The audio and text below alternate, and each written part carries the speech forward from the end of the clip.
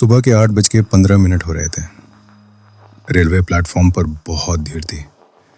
घोषणाएं चल रही थीं और लोग जल्दी में थे।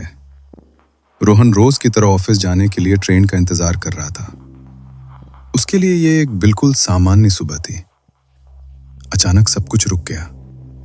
ट्रेन की आवाज थम गई। लोग जहां थे वहीं जमे रह गए। हवा में उड़ता हुआ कागज भी वहीं ठहर गया। सिर्फ रोहन ही हिल सकता था। उसने घबराकर कहा, क्या मैं सपना देख रहा हूं? तभी उसके सामने एक युवक आ खड़ा हुआ। उसका चेहरा बिल्कुल रोहन जैसा था। वही आंखें, वही कद। वो शांत स्वर में बोला, घबराओ मत, मैं तुम ही हूं, 10 साल बाद वाला।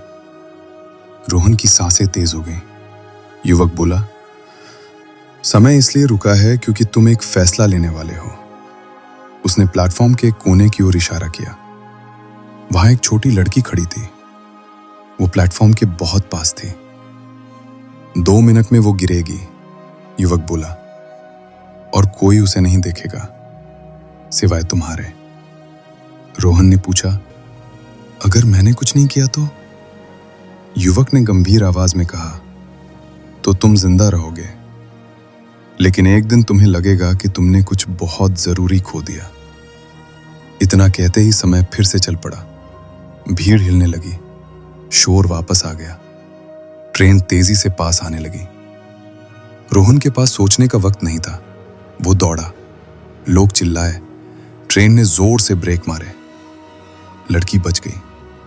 पुलिस ने सवाल पूछे। ऑफिस से चेतावनी मिली। फिर भी जिंदगी आगे बढ़ गई। कई साल बीत गए। अब रोहन 40 साल का हो चुका था। एक शाम वो हाईवे पर गाड़ी चला रहा था।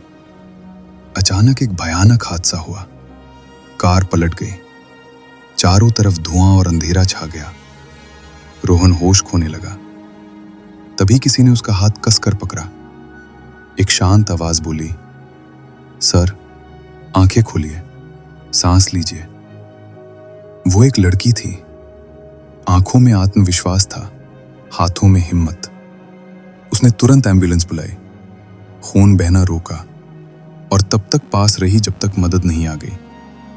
रोहन की जान बच गई। अस्पताल में पूरी तरह होश में आने के बाद रोहन ने पूछा, तुम्हारा नाम क्या है? लड़की मुस्कुराई, अनन्या। कुछ पल की खामोशी के बाद उसने कहा, शायद आप मुझे नहीं पहचानेंगे। उसने मोबाइल निकाला और एक पुरानी धुंधली तस्वीर दिखाई, रेलवे प्लेटफॉर्म की। वो बोली, 20 साल पहले एक आदमी ने मेरी जान बचाई थी। रोहन की आंखें भर आईं। अनन्या ने आगे कहा, उस दिन मैंने तय किया था कि मैं दूसरों की जान बचाऊंगी। रोहन कुछ नहीं बोला। उसे सब समझ आ गया था।